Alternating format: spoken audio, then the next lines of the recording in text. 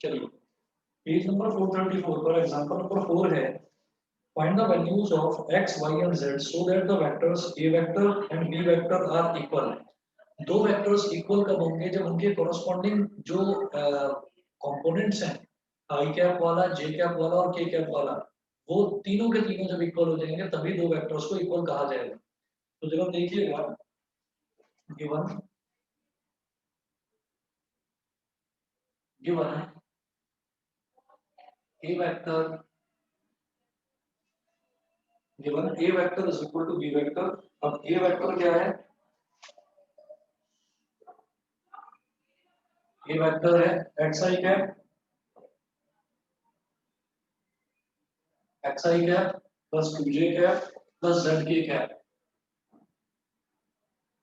Is equal to b vector क्या है 2i cap plus yj cap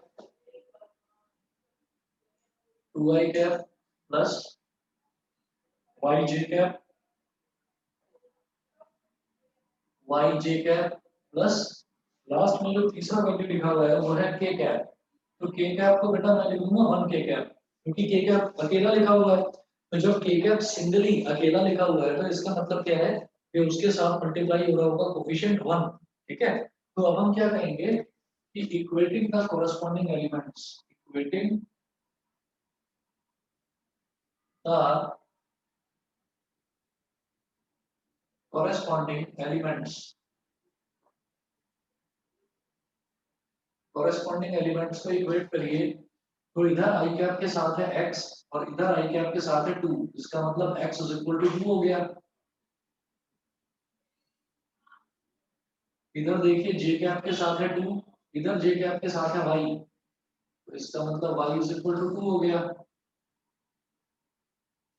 इधर k cap के साथ है z और इधर k कैप के साथ है 1, तो इसका मतलब z इज इक्वल टू 1 हो गया। ठीक है, ये तो एग्जांपल नंबर 4। मुझे लगता नहीं है कि आप में से किसी को भी कोई प्रॉब्लम आई होगी, बिल्कुल सीधा सीधा है। जो आपके कोरस्पॉन्डिंग एलिमेंट्स हैं आई कैप जे कैप और के कैप वाले उनको आपको इक्वेट करना है।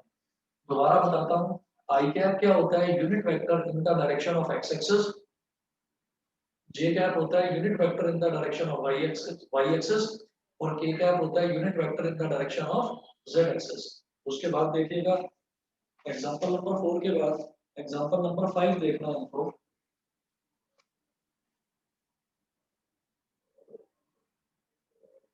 एग्जांपल नंबर 5 देखिएगा। एग्जांपल नंबर 5 में है let a vector is equal to i cap plus 2j cap. Let a vector is equal to i cap plus 2j cap and b vector is equal to and b vector is equal to 2i cap plus j cap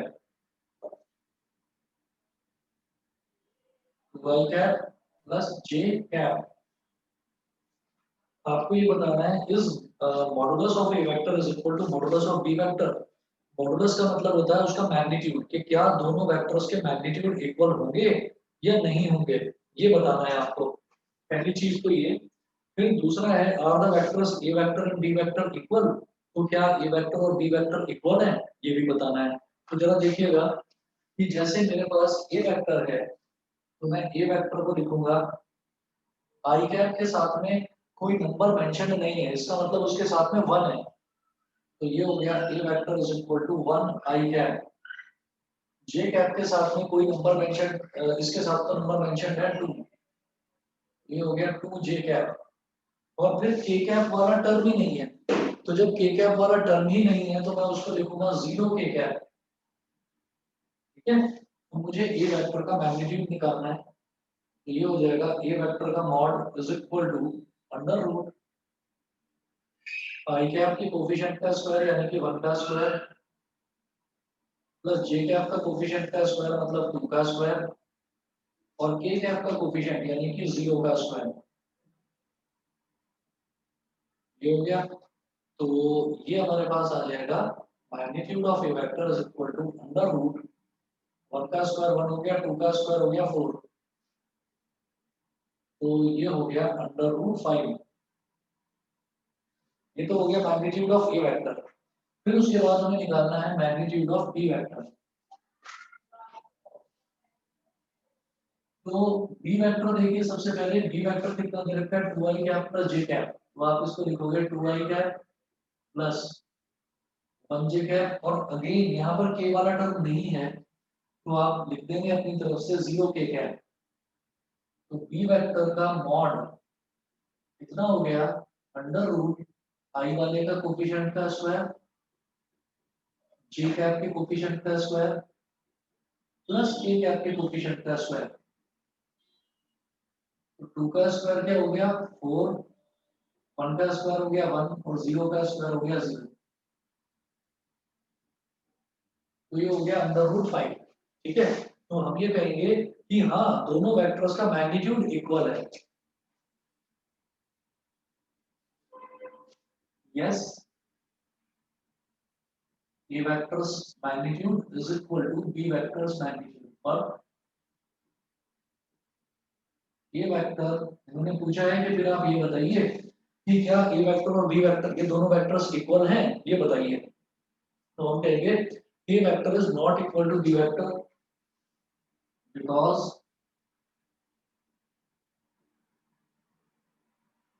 two vectors can two vectors can only be equal when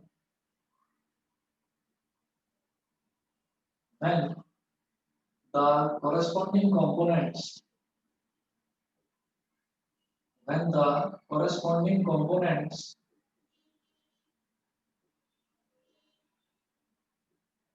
of I cap, J cap and K cap of both vectors are exactly the same are exactly the same। बताइए सभी बच्चों को clear है।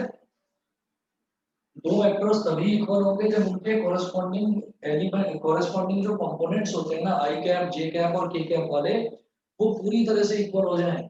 आप ये देखिएगा आई cap का coefficient यहाँ पर x था, यहाँ आई कैप का कोफिशिएंट था 2, तो x इज इक्वल टू 2 हो गया।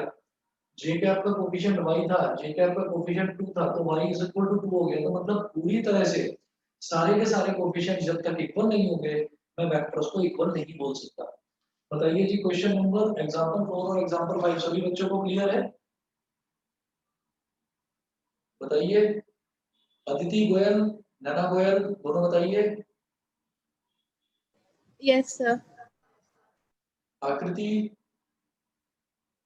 Yes, sir. आराध्या, क्लियर है। Yes, sir. ठीक है, मैं अगला देखता हूँ, ये एग्जांपल 4 था, एग्जांपल 5 फिर एग्जांपल नंबर 6 देखते हैं। Find unit vector in the direction of vector A vector. Example number 6 में मुझे एक वेक्टर दे रखा है ए वेक्टर। ये ए वेक्टर मुझे दे रखा है 2i cap plus 3j cap plus k cap. 2i cap plus 3j cap plus k cap. जब k कैप दे रखा है तो आप k कैप के साथ में कोफिशिएंट लिख लीजिए 1। जब भी कोई हमको आई कैप जे कैप के कैप अकेला दे रखा होता है तो उसके साथ हम 1 लिख लेते हैं। फिर आप ये देखिएगा कि वो पूछ रहे हैं कि इस वेक्टर की डायरेक्शन में आपको यूनिट वेक्टर बताना है। तो यूनिट वेक्टर निकालने का एक तरीका होता है। यूनिट वेक्टर जो है, यूनिट वेक्टर की डेफिनेशन ये होती है कि एक ऐसा वेक्टर जिसका मैग्नीट्यूड हमेशा 1 हो। ठीक है, यूनिट वेक्टर का मतलब एक ऐसा वेक्टर जिसका मैग्नीट्यूड हमेशा 1 हो। तो उसको निकालने का एक तरीका होता है कि जो भी आपको वेक्टर दे रखा है ना, आप उस वेक्टर को उसी के मैग्नीट्यूड से डिवाइड कर दीजिए। जैसे ए वेक्टर दे रखा है तो ए वेक्टर को ए वेक्टर के मैग्नीट्यूड से डिवाइड कर दीजिए। और किसी भी डायरेक्शन में जब हमको यूनिट वेक्टर निकालना होता है तो हम उसकी जगह वेक्टर का जो साइन होता है ना, जो हम एरो लगाते हैं, तो एरो ना लगाकर हम कैप लगा देंगे। कैसे, unit vector in the direction of A vector will be. Unit vector निकालने का तरीका क्या है, वेक्टर को उसी के मैग्नीट्यूड से डिवाइड कर दीजिए। तो इसको मैं बोल दूंगा A cap is equal to A vector upon magnitude of A vector. बेहद आसान है, आप ये देखिएगा। और यूनिट वेक्टर निकालने के बाद में फिर हम इसका ना वेरिफिकेशन भी करेंगे, आप समझ जाएंगे। देखो ए वेक्टर क्या हो गया, 2i cap plus 3j cap plus 1k cap upon under root. जब मैग्नीट्यूड निकालेंगे तो क्या होगा, 2 का स्क्वायर प्लस 3 का स्क्वायर प्लस 1 का square is equal to 2i cap plus 3j cap plus 1k cap upon under root. 2 का स्क्वायर क्या हो गया 4, 3 का स्क्वायर हो गया 9 और 1 का स्क्वायर हो गया 1। तो 2i cap plus 3j cap plus 1k cap upon 4 plus 9 हो गया 13 और 13 प्लस 1 हो गया बेटा 14। तो जो यूनिट वेक्टर है वो हो गया 2 upon under root 14 i cap plus 3 upon under root 14 j cap plus 1 upon under root 14 k cap. ये हो गया, ठीक है ना। जब ये हमारे पास आ गया तो अब इसके बाद एक ना आप ये देखेंगे, देखो आ तो गया यूनिट वेक्टर, यही उन्होंने पूछा था, ये फाइनल आंसर है। लेकिन इसको वेरीफाई करने का क्या तरीका है कि आप इसका मैग्नीट्यूड निकालो। यूनिट वेक्टर एक ऐसा वेक्टर होता है जिसका मैग्नीट्यूड हमेशा यूनिटी होता है, यूनिटी मतलब 1 होता है।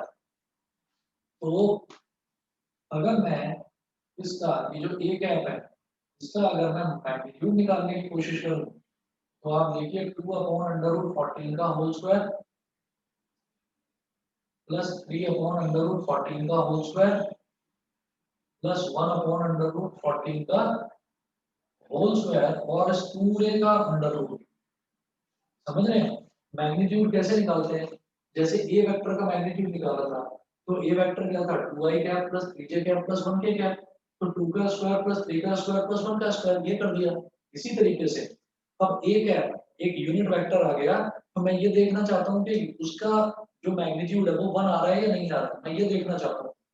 तो देखो ये हो जाएगा अंडर रूट 2 का स्क्वायर क्या हो जाएगा 4 और अंडर रूट 14 का स्क्वायर हो जाएगा 14।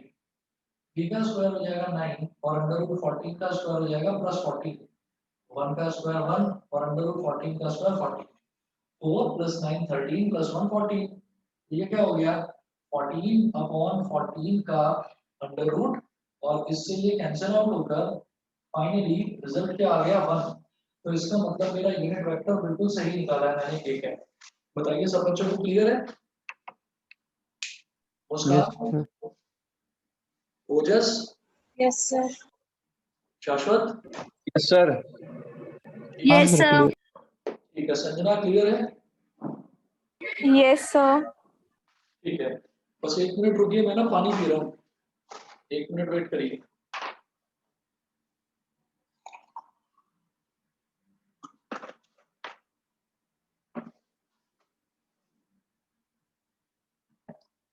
इसमें एग्जांपल नंबर 7 में एक वेक्टर कैलकुलेट करना है जिसकी डायरेक्शन क्या होनी चाहिए, जिसकी डायरेक्शन होनी चाहिए A vector is equal to I cap minus 2j cap. इस वेक्टर की डायरेक्शन के बराबर तो उसकी डायरेक्शन हो और उसका जो मैग्नीट्यूड है वो मैग्नीट्यूड होना चाहिए 7 यूनिट्स। तो जो गिवन वेक्टर है उस गिवन वेक्टर का यूनिट वेक्टर निकाल के उसमें 7 मल्टीप्लाई कर दीजिए, दैट्स इट। बस इतना होता है। अभी मैं करके दिखाता हूँ, आप समझ जाएंगे।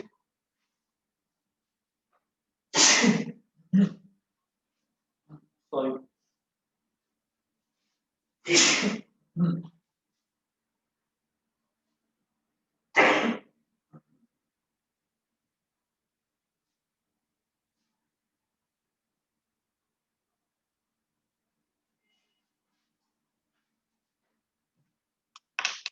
एग्जांपल नंबर 7,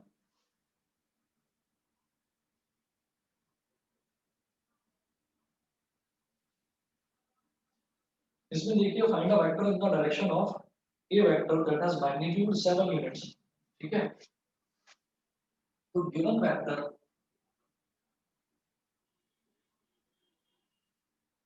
पहले तो गिवन वेक्टर देखिए, जो गिवन वेक्टर है वो क्या है, ये vector is equal to I cap minus i cap minus 2j cap. तो ये वेक्टर क्या हो गया, आई कैप का मतलब हो गया 1 I cap minus 2j cap. Similarly K वाला तो टर्म ही नहीं है तो खैर लिख दीजिए आप 0k कैप। सबसे पहले मैं क्या करूंगा, मुझे जो वेक्टर बनाना है, नया वेक्टर जो मुझे बनाना है, उसकी डायरेक्शन सेम होनी चाहिए जो इस वेक्टर की डायरेक्शन है। We have to find out a vector whose direction is governed by this vector and which has a magnitude of 7 units। ये करना है। तो आप क्या करिए, आप इस वेक्टर का एक यूनिट वेक्टर निकाल लो। मैं कहूँगा unit vector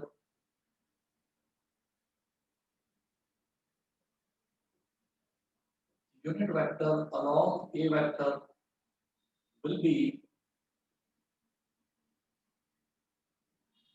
a gap is equal to a vector minus a vector का मैग्नीट्यूड। ये वेक्टर क्या है, 1 I cap minus 2j cap plus 0k cap upon इसका मैग्नीट्यूड क्या हो जाएगा, अंडर रूट 1 का स्क्वायर प्लस माइनस 2 का स्क्वायर प्लस 0 का स्क्वायर। तो ये हो गया 1 I cap minus 2j cap plus 0k cap upon under root 1 का स्क्वायर हो गया 1 माइनस 2 का स्क्वायर हो गया 4 और प्लस 0। तो बेटा ये हो जाएगा 1 upon under root 5 I cap minus 2 upon under root 5 J cap plus 0 upon under root 5 K cap. ये तो यूनिट वेक्टर आ गया। और जो नया वेक्टर है जो वो पूछ रहे हैं, उस वेक्टर की डायरेक्शन तो ये वाली होनी चाहिए जिससे इस वेक्टर की डायरेक्शन वाली। ठीक है, तो डायरेक्शन किससे पता चलती है, यूनिट वेक्टर से। तो मैंने यूनिट वेक्टर निकाल लिया और magnitude should be equal to 7 units. तो आप क्या करिए, आप ये बताओ कि ये जो मेरा यूनिट वेक्टर है, ये जो यूनिट वेक्टर है, इस यूनिट वेक्टर की मैग्नीट्यूड कितना होगा, इस यूनिट वेक्टर का यूनिट वेक्टर का मैग्नीट्यूड होगा 1। ठीक है, अगर आप यूनिट वेक्टर में जो रिक्वायर्ड मैग्नीट्यूड है आप उसको मल्टीप्लाई कर दें, आप 7 को मल्टीप्लाई कर दें, तो जो नया वेक्टर आएगा उसका मैग्नीट्यूड 7 ही होगा। तो हम यहाँ पर लिखेंगे therefore vector in the direction of a vector with magnitude of 7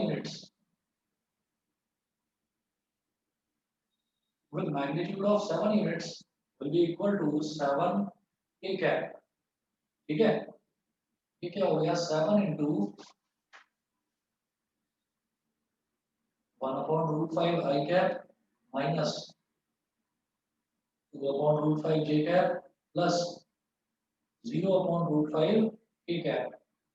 बेटा ये हो गया 7 upon root 5 I cap minus 14 upon root 5 J cap और plus 0 upon root 5 K cap. बताइए जी सभी बच्चों को क्लियर है,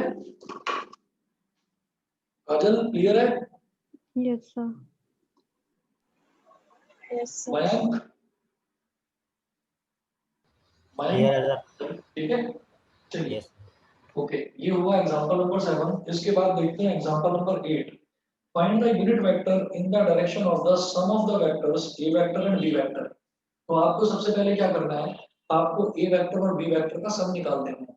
और जो सम आएगा वो भी तो एक वेक्टर आएगा, उसको एक नया वेक्टर मान लेना है। ठीक, तो example number 8।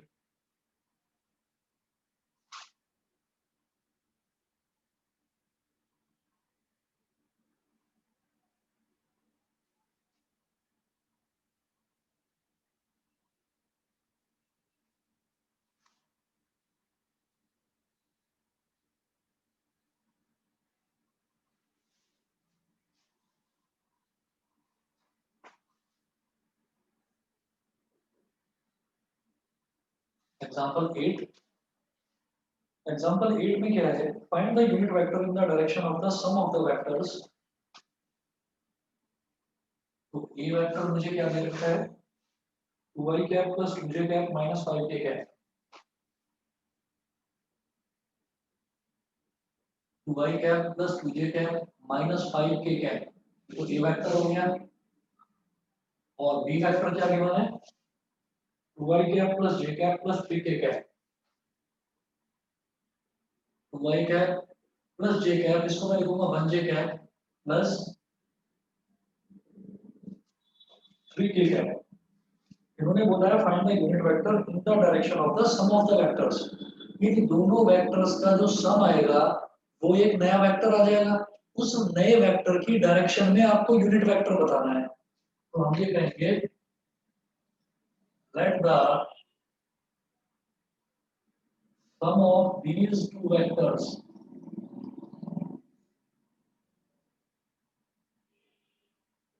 B a new vector C vector. तो सी वेक्टर क्या हो गया, दोनों का sum, A vector plus B vector क्या होगा, 2y cap plus 2j cap minus 5k cap plus 2y cap plus 1j cap plus 3k cap.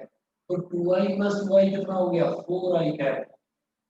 2y plus 1i कितना हो गया, प्लस का 3j cap minus 5k plus 3k कितना हो गया, minus 2k cap. तो ये हो गया मेरे पास सी वेक्टर। अब सी वेक्टर के अलाउंग सी वेक्टर की डायरेक्शन में आपको यूनिट वेक्टर बताना है, simple. Unit vector in the direction unit vector in the direction of C vector, ये क्या हो जाएगा, सी कैप। तो सी कैप क्या हो जाएगा, C vector upon magnitude of C vector. तो सी वेक्टर कितना है, 4i cap plus 3j cap minus 2k cap upon magnitude of C vector मतलब अंडर रूट 4 का स्क्वायर प्लस 3 का स्क्वायर प्लस माइनस 2 का स्क्वायर। तो 4i cap plus 3j cap minus 2k cap upon under root 4 का स्क्वायर क्या होता है 16, 3 का स्क्वायर 9 और 2 का स्क्वायर 4। ठीक है, और इसको मैं इस तरफ कर रहा हूँ कितने में, तो ये हो जाएगा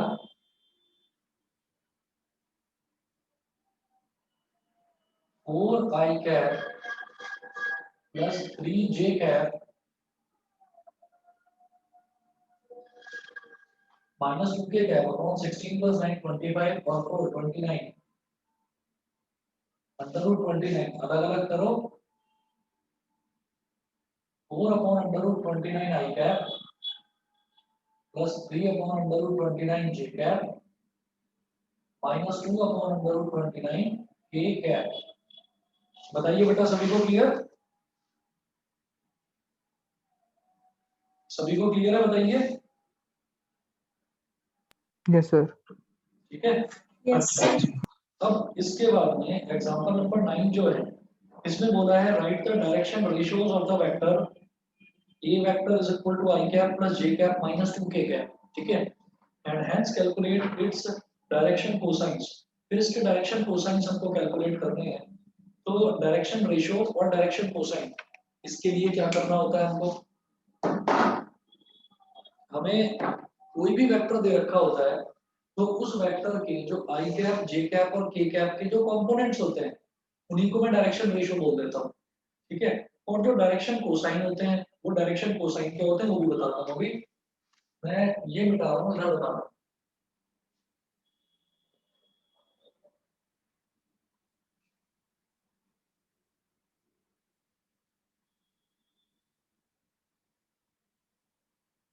देखिए मैंने लास्ट टाइम भी बताया था, मैं दोबारा बताता हूँ कि डायरेक्शन रेशियो क्या होता है। देखो कोई भी वेक्टर है अगर,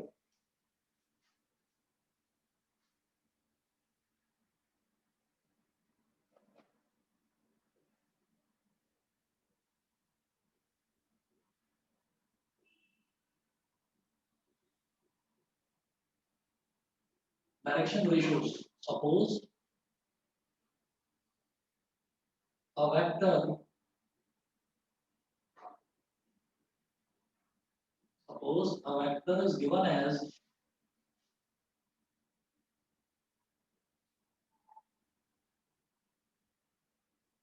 x vector is equal to 2i cap plus 3j cap plus 4k cap,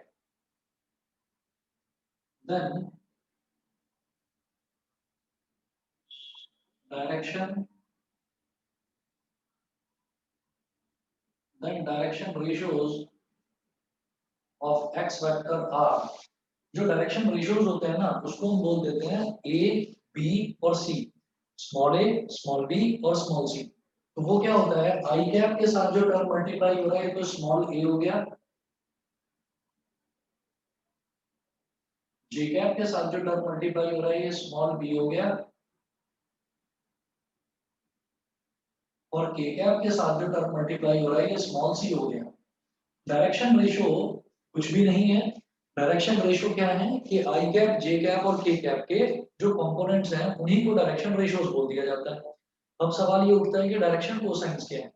direction cosines कैसे निकलते हैं कि अगर मान लीजिए कोई भी वेक्टर है, तो वेक्टर का मतलब कोई एक पॉइंट है जिसको हमने स्पेस में लोकेट करा है। तो कोई भी जो वेक्टर है वो वेक्टर जब ओरिजिन से हम उस वेक्टर को ज्वाइन कर देते हैं, उस पॉइंट को ओरिजिन से ज्वाइन कर देते हैं, तो उसको बोलते हैं हम पोजीशन वेक्टर। ठीक है, देखिए किस तरह से, अब मैं बात करूंगा डायरेक्शन कोसाइंस की।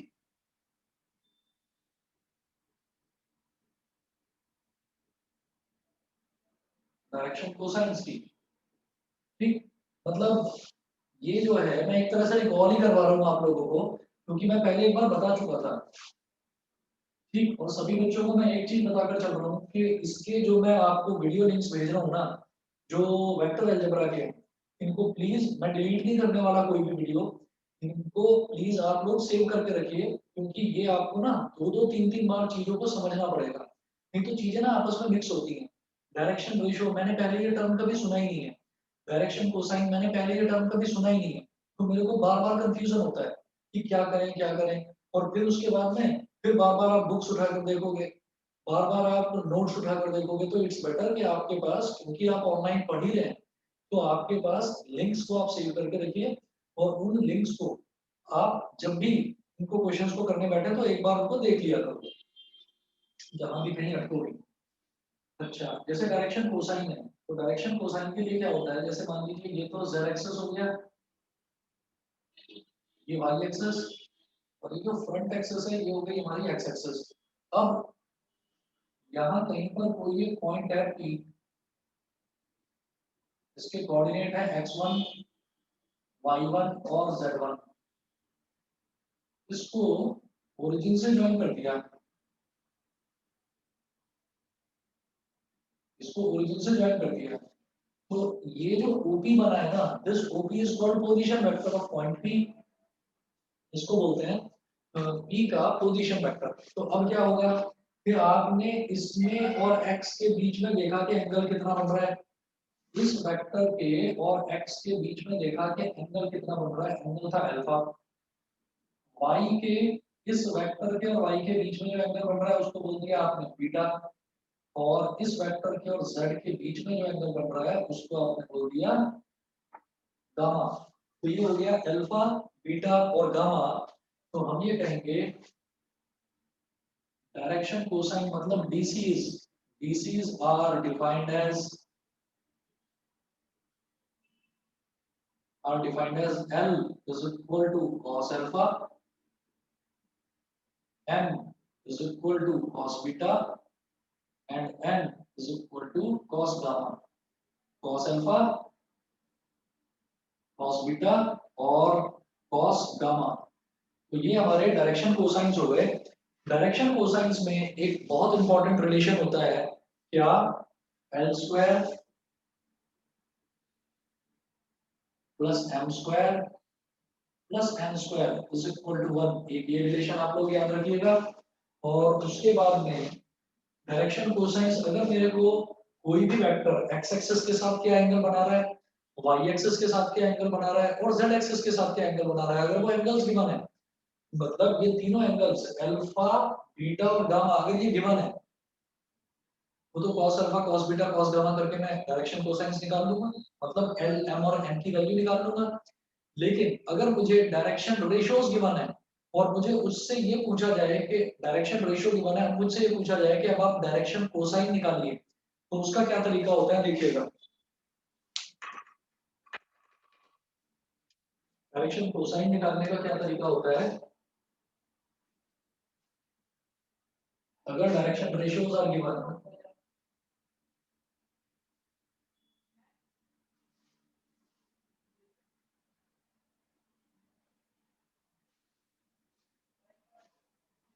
देखिए relation between drs and dc's, direction ratio और डायरेक्शन कोसाइन के बीच में रिलेशन क्या होता है,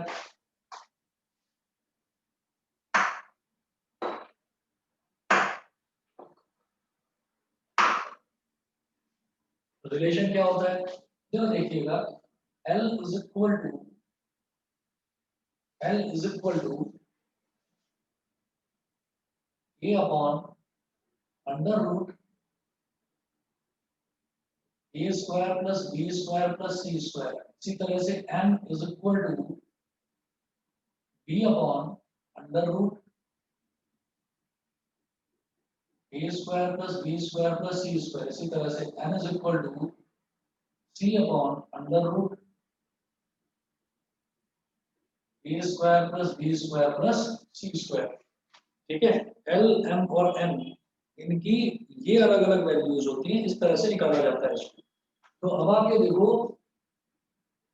कि ये मेरे पास है। अब मैं एग्जांपल नंबर 9 उठाता हूँ। एग्जांपल नंबर 9 देखिएगा। Write the direction ratios of the vector A vector is equal to this and hence calculate its direction cosines. So given A vector is equal to I cap plus j cap minus 2k cap. I cap plus j cap minus 2k cap. So A vector is equal to 1 I cap plus 1 j cap minus 2k cap. तो सीधी सीधी बात है, direction ratios क्या हो गए, जो आई cap J cap और K cap के साथ मल्टीप्लाई हो रहे हैं वो डायरेक्शन रेशियोज हो गए। therefore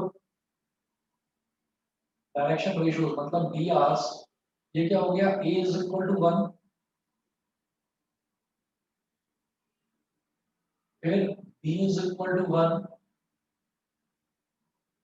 और फिर c इज इक्वल टू कितना, -2। तो ये तो मेरे पास आ गए डायरेक्शन रेशियोज। तो डायरेक्शन रेशियो को कैलकुलेट नहीं करा जाता, वो तो सीधा बता दिया जाता है। ठीक है, फिर उसके बाद देखिएगा direction cosines DC's, direction cosines L is equal to A upon under root A square plus B square plus C square. अभी A क्या है, 1 और अंडर रूट 1 का स्क्वायर प्लस 1 का स्क्वायर, 1 का स्क्वायर प्लस 1 का स्क्वायर प्लस -2 का स्क्वायर, ये हो गया। तो L क्या हो गया, 1 अपॉन 1 का स्क्वायर हो गया 1, 1 का स्क्वायर हो गया 1, तो 1 प्लस 1 कितना हो गया 2 और -2 का स्क्वायर हो गया 4, 4 प्लस 2 हो गया 6, 1 अपॉन अंडर रूट 6। ये तो हो गया L। फिर बात करेंगे M की। M क्या हो जाएगा, B upon under root A square plus B square plus C square मैंने ये चीज तो कैलकुलेट करी थी, डिनोमिनेटर वाली √6 है, तो उसको बार बार क्या कैलकुलेट करना, और b की वैल्यू क्या है 1, तो ये भी हमारे पास 1/√6 ही आ जाएगा। इसी तरह से n देखिएगा, n होगा c/√a² + b² + c², ठीक है। तो c कितना -2, और ये डिनोमिनेटर तो मैं कैलकुलेट कर ही चुका हूँ, वो तो √6 से हर केस में सेम ही आएगा, तो -2/√6। बता दीजिए सभी बच्चों को क्लियर है डायरेक्शन रेशियो और डायरेक्शन कोसाइंस? Yes, sir. सभी को क्लियर है? मुस्कान? Yes, sir. Yes, sir. Clear है। ठीक है जी। अब इसके बाद हमसे अगला जो क्वेश्चन है वो ये पूछा जाता है, find the vector joining the points. Find the vector joining the points, मैं इस तरफ कर रहा हूँ, example number 10।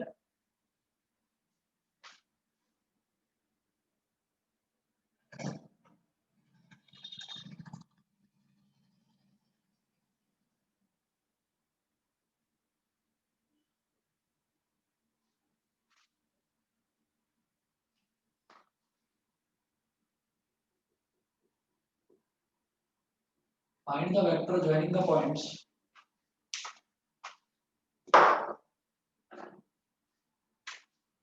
Find the vector joining the points P230 and Q -1, -2, -4. P230 and Q क्या दे रखा है? -1, -2, -4. -1, -2, -4. तो वो पूछ रहे हैं कि आप दोनों पॉइंट्स को ज्वाइन करने वाला वेक्टर बताइए। पी क्यू वेक्टर लिख रहा हूं मैं इसको, क्यों? क्योंकि इन्होंने बोला है directed from P to Q, P से क्यू की तरफ जाता हुआ वेक्टर बताना है हमको। तो बेटा इसको मैं आपको पहले बताया था कि जब पी क्यू वेक्टर मेरे को निकालना होता है तो मैं करता हूँ O Q vector minus O P vector, है ना। हम क्या करेंगे, O Q vector minus O P vector. अब ओ क्यू वेक्टर क्या है? कुछ भी नहीं, ये जो पॉइंट्स हैं इनके साथ आई कैप, जे कैप और के कैप लगाकर बीच में एडिशन का साइन लगा दो। -1 I cap plus -2 J cap plus -4 के कैप, ठीक है। ये तो मेरा क्या हो गया, O Q vector minus O P vector. O P vector क्या है?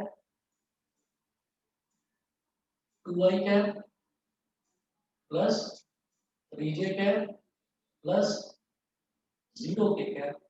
तो हमको जब वेक्टर निकालना है पी क्यू वेक्टर, तो हम क्यू वाला पोजीशन वेक्टर में से पी वाले पोजीशन वेक्टर को सब्ट्रैक्ट कर देंगे, दैट्स इट। अगर मान लीजिए वो बोलते directed from Q to P, तो क्यू टू पी का मतलब क्या होता है कि मेरे को क्यू पी वेक्टर निकालना होता, तो तब मैं ओपी वेक्टर में से ओक्यू वेक्टर को सब्ट्रैक्ट करता। समझ रहे हैं ना? जो बाद वाला है, बाद वाले में से पहले वाले को सब्ट्रैक्ट कर देना है। पीक्यू वेक्टर तो क्यू वाले में से पी वाले को सब्ट्रैक्ट कर देना है। क्यूपी वेक्टर तो पी वाले में से क्यू वाले को सब्ट्रैक्ट कर देना है। बाद वाले में से पहले वाले को सब्ट्रैक्ट कर देते हैं। तो अभी देखिए ये क्या हो गया, -1 आई कैप और -2j, -1 I cap -2 I cap, सीधा लिख दो -3 आई कैप। अगला -2j कैप -3j कैप क्या हो जाएगा, -5j कैप -4 के कैप और -0 के कैप क्या हो गया, -4 के कैप। बता दो सभी बच्चों को क्लियर है कि नहीं? मयंक समझ गए? यस सर, आ गया। ठीक है, कृतिका बोलो, समझ गए? हाँ सर। ठीक है जी। अब इसके बाद अब मैं आपको बताऊंगा section formula. Section formula science वाले बच्चों को तो समझ में आ ही जाएगा, आप लोग तो वेक्टर्स में कर चुके होंगे 11th क्लास में। और बाकी जो कॉमर्स वाले हैं वो ध्यान देना, अगर नहीं समझ में आए तो आप बताना मेरे को। मैं इस चीज को थोड़ा सा कोरिलेट करूंगा, जो आप लोगों ने 10th क्लास में सेक्शन फॉर्मूला पढ़ा था उससे कोरिलेट करके समझाऊंगा, समझ में आ जाना चाहिए। नहीं आएगा तो प्लीज दोबारा पूछ लेना मेरे से एक बार, ठीक है। देखो ऐसा होता है कि अगर, ये चीज नोट करने की जरूरत नहीं है, जब जो चीज मैं नोट करने के लिए बताऊंगा वो नोट कर लेना बस। अभी जो लिखवा रहा हूँ वो नोट नहीं करना है आपको। सेक्शन फॉर्मूला ये ऐसे होता था, इसमें ना दो तरीके का होता था सेक्शन फॉर्मूला।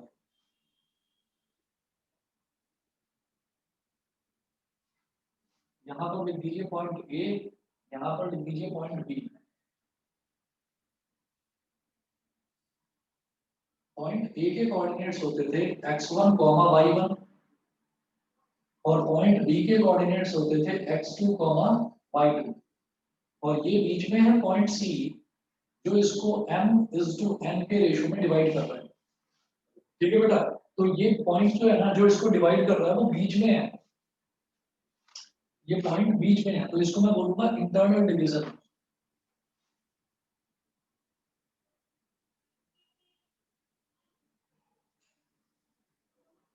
ये हो जाएगा इंटरनल डिवीजन और m और n की बजाय m1 और m2 लिख दो, आसानी रहेगी, m1 और m2। ठीक, तो ये कैसे निकलता था, कोऑर्डिनेट्स निकालते थे हम सी के।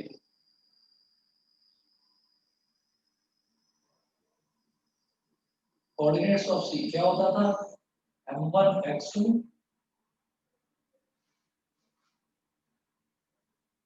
याद है ना सभी बच्चों को, m1 x2 plus m2 x1, m1 x2 plus m2 x1 upon m1 plus m2 comma m1 y2 plus m2 y1 upon m1 plus m2 coordinates of point C. ये हो गया बेटा इंटरनल डिवीजन। ठीक है, अब बात करते हैं एक्सटर्नल डिवीजन की। ये चीज नोट करने की जरूरत नहीं है, ये आपको पता होगा, इससे कोरिलेट करके आपको समझाऊंगा मैं सेक्शन फॉर्मूला वेक्टर्स का। ये मैं आपको रिकॉल करने के लिए बता रहा हूँ सभी बच्चों को।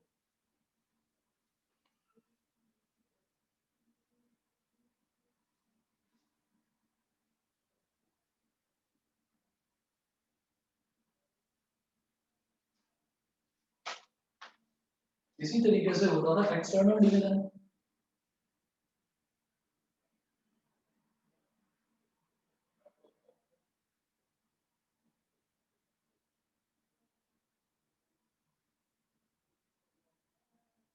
यहाँ पर है पॉइंट ए, यहाँ पर है पॉइंट बी। पॉइंट ए के कोऑर्डिनेट्स फिर वही x1, y1, पॉइंट बी के कोऑर्डिनेट्स वही x2, y2। फिर एक्सटर्नल डिवीजन का मतलब यह है कि कोई पॉइंट किसी एक स्ट्रेट लाइन को, जो लाइन जॉइनिंग टू पॉइंट्स, उसको क्या एक्सटर्नली भी डिवाइड कर सकता है, हम कहेंगे हाँ कर सकता है। कैसे, यहाँ पर मैंने एक पॉइंट ले लिया सी और मैंने बोला कि ए से लेकर और सी तक का जो डिस्टेंस है दैट इज m, और बी से लेकर सी तक का जो डिस्टेंस है दैट इज, ये m1 हो गया और ये m2 हो गया। ठीक है ना, तो यहाँ पर a से c तक का डिस्टेंस m1 था और b से c तक का डिस्टेंस m2 था। सेम लिया मैंने, a से c तक का डिस्टेंस m1 और b से c तक का डिस्टेंस m2। ठीक है, तो हमें क्या है कि हमें इस लाइन के अंदर अंदर रहना है, तो इस लाइन के अंदर अंदर रहने के लिए मुझे ये m1 और m2 इन दोनों को ऐड करना पड़ता था, तो इसलिए यहाँ पर m1 प्लस m2 है और बीच में प्लस का साइन है। लेकिन अब क्या है, मुझे ए और बी के बीच में रहना है, तो मुझे इस m1 में से m2 वाले टर्म को सब्ट्रैक्ट करना पड़ेगा। तो अब हम बोलेंगे कोऑर्डिनेट्स ऑफ सी के कोऑर्डिनेट्स, ये एक्सटर्नल डिवीजन है।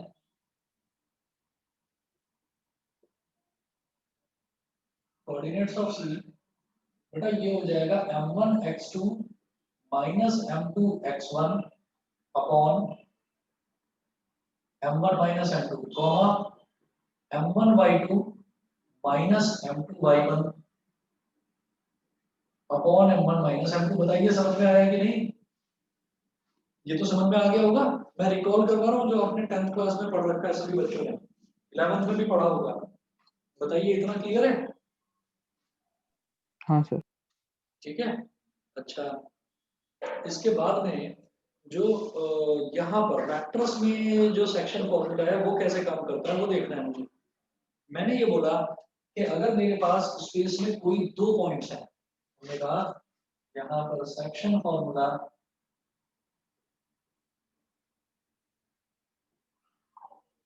और वेक्टर्स, सेक्शन फॉर्मूला और वेक्टर्स। वेक्टर्स के लिए सेक्शन फॉर्मूला क्या हो जाएगा ये देखते हैं।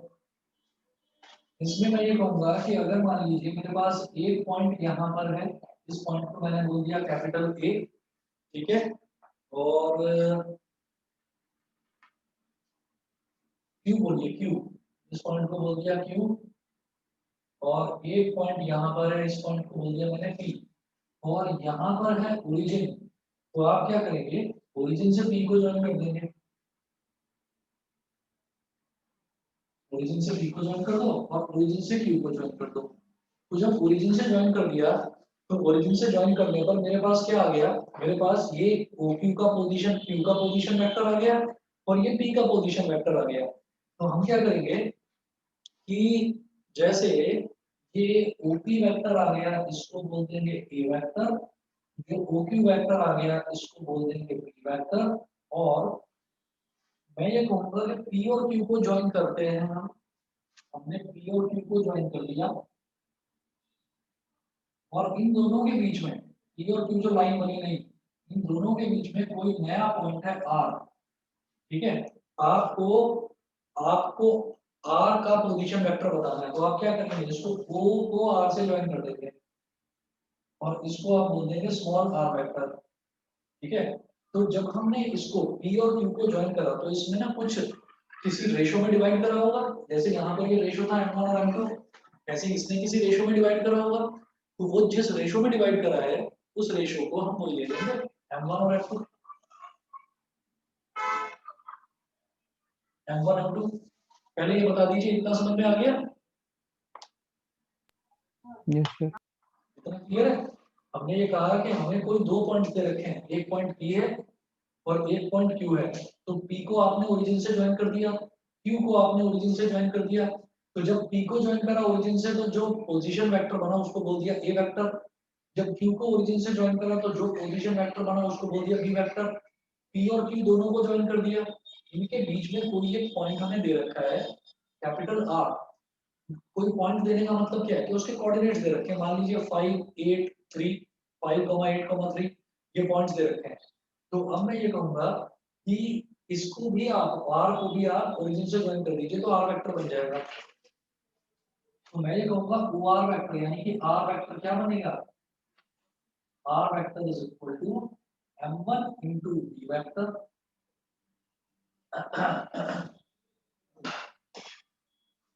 m1 into b vector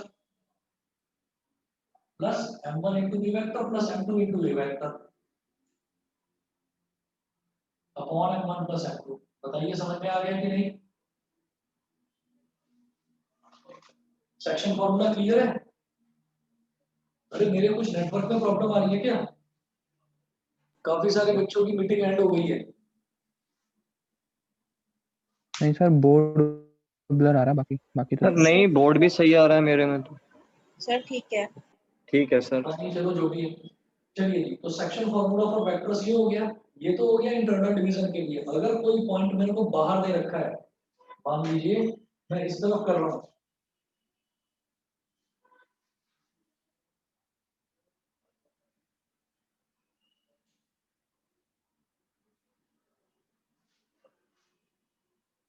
external division, ये तो इंटरनल डिवीजन है बिकॉज आर इज इनसाइड, और external division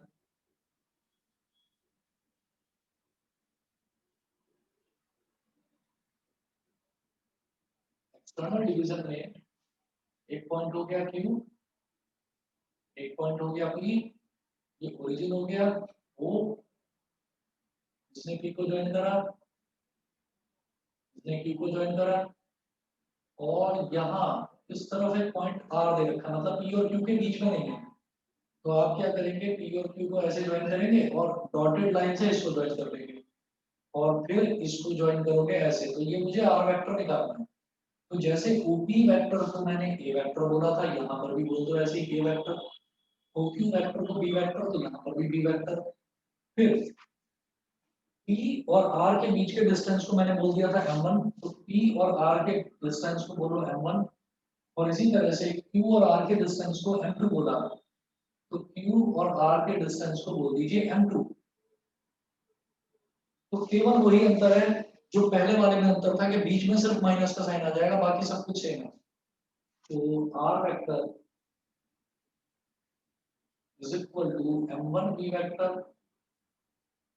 minus m2 a vector upon m1 minus m2।